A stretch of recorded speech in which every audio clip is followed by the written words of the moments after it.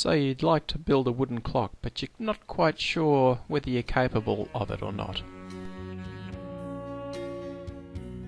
The most exciting time is when the plans arrive in the mail. They come complete with written instructions,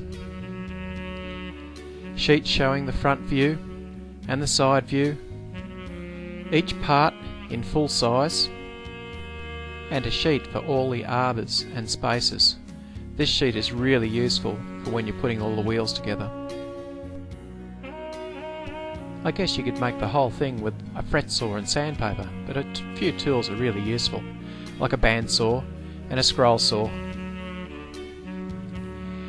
And a good bench drill that's nice and straight.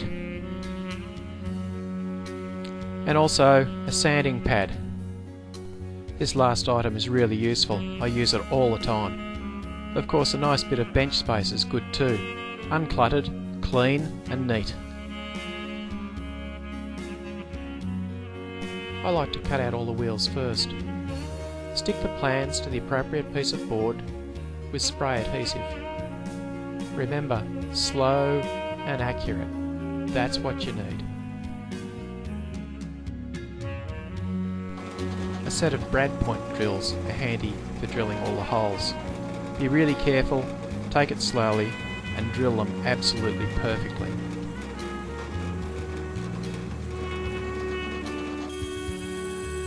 I like to cut out the teeth using a bandsaw, but some people prefer to use their scroll saw. My tools are pretty cheap and nasty, so my scroll saw isn't as accurate as it might be able to be. If you've got the money, buy good quality tools. But if you're like me and haven't got the money, you can still make a decent clock with cheap tools. Just take your time. When you cut out the teeth, leave a little on the end. Then mount the wheel on your vertical sander and rotate for a perfect circle. Sanding pads can get clogged quickly, particularly if you're sanding ply. I use a yellow snot bar to clean up my pads and bring them back to almost new. This is the same pad as the dirty one, just shown earlier.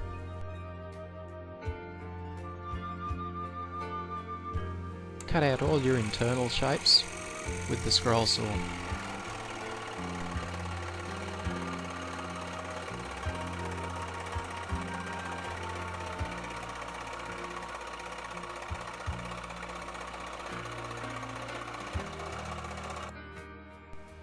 To get nice smooth teeth, I've adapted a small metal file onto my scroll saw. The teeth on this wheel are straight cut, but this file attachment is really good for those rounded tooth designs.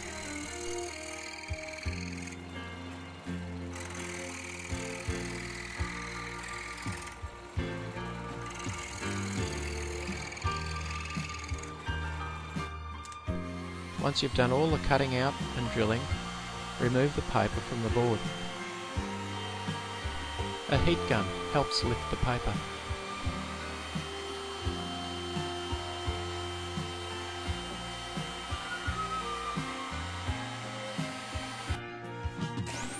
If the plan allows, you can use a router to round off the inside pattern.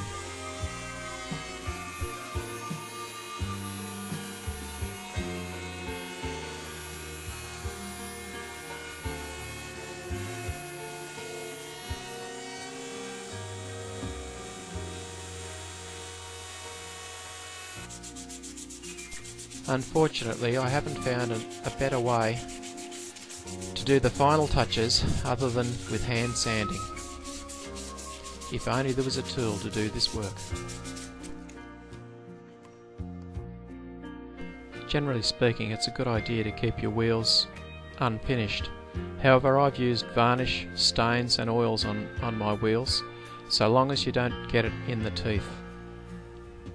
Keep the teeth clean and unfinished.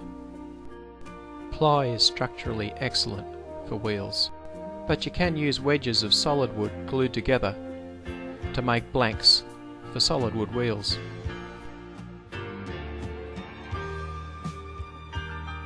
Use this page as your guide to cut out all your spacers and rods and assemble your wheels.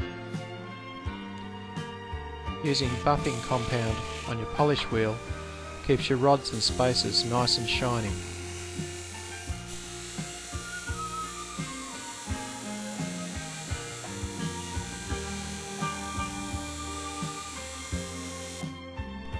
Some clock plans require a number of rods all the same size, so I drill a hole of the appropriate depth into a scrap of timber and use this.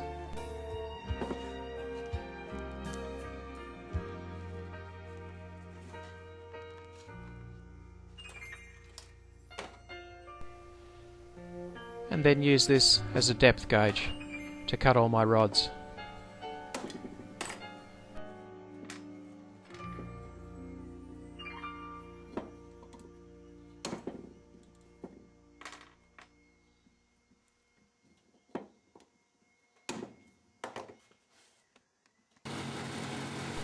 Clean them up on the vertical sander.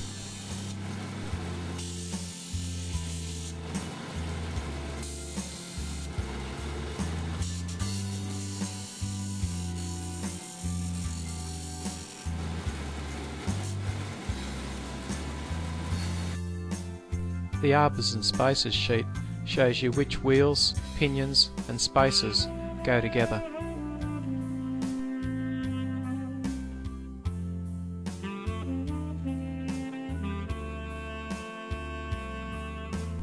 You might think building the frame's the easy part, but I find it the most difficult. The holes must be drilled exactly straight and exactly in the right place and spacing.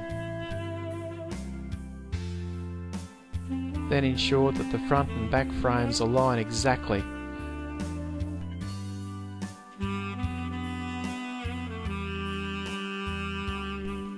Don't rush this next step. This next step is really critical. Insert each wheel set one at a time into the frame to make sure that they run free.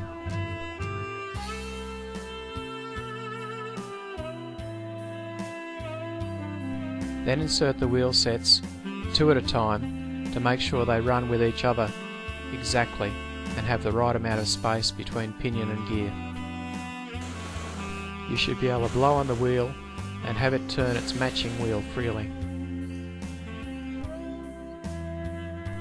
Don't be scared to innovate on the design plan. I put white insets on the top and bottom of these hands.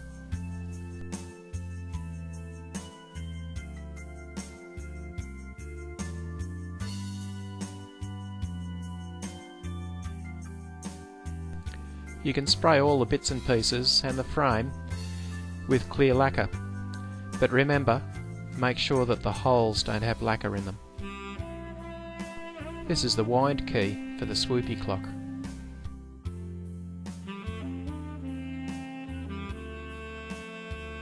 You can use whatever design you like for the drive weight. I like to use timber,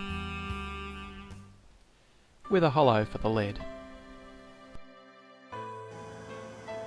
Once you've assembled your clock, there's always a bit of tinkering, staring, swearing, and more tinkering before it finally comes alive. But there's just nothing like that feeling of seeing your clock live. So go out and give it a go. You'll be surprised at what you can achieve. I certainly was.